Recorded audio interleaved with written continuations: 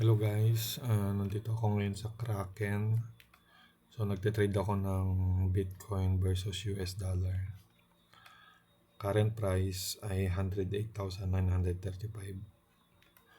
So kaninang umaga, doon sa 15 minutes chart, umabot na siya ng yung 110,451.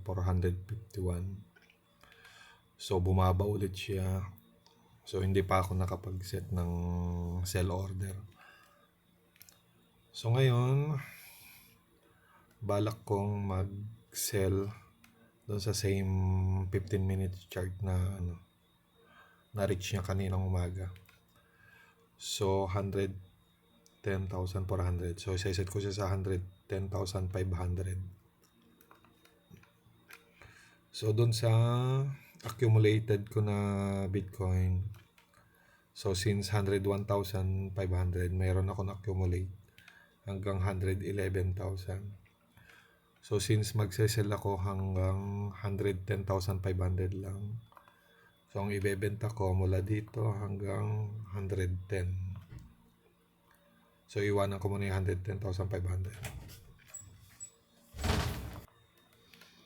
So yung total ko na Bitcoin from 101,500 to 110,000 ay 0.0119854. So pupunta ako ngayon dito.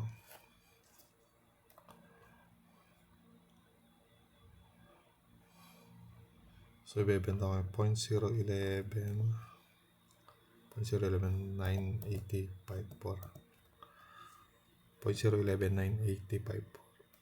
Tama ba? 0.0119854. 9854. 89854. 0.0119854. 0.0119854. Okay. So limit price 110,500.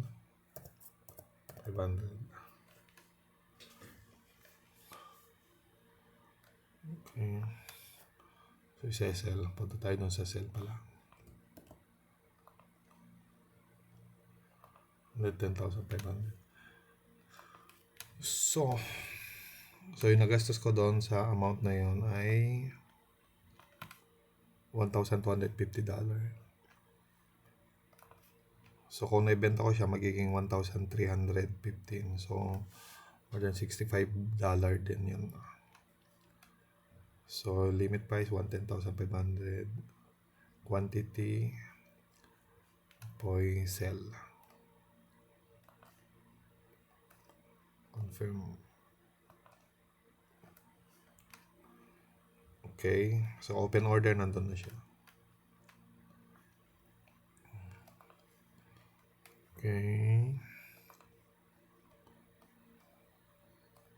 So yun, nakaset na siya. So hopefully, dahil Tuesday ngayon, mataas yung volume ng kung kailan Tuesday, saka tumataas yung mga yung volume ng pagtitrade. So it's either tumaas siya or bumaba pa siya lalo. So since nakaset na ako ng sell, so wait muna ako nung magiging outcome. So that's it for now. Bye.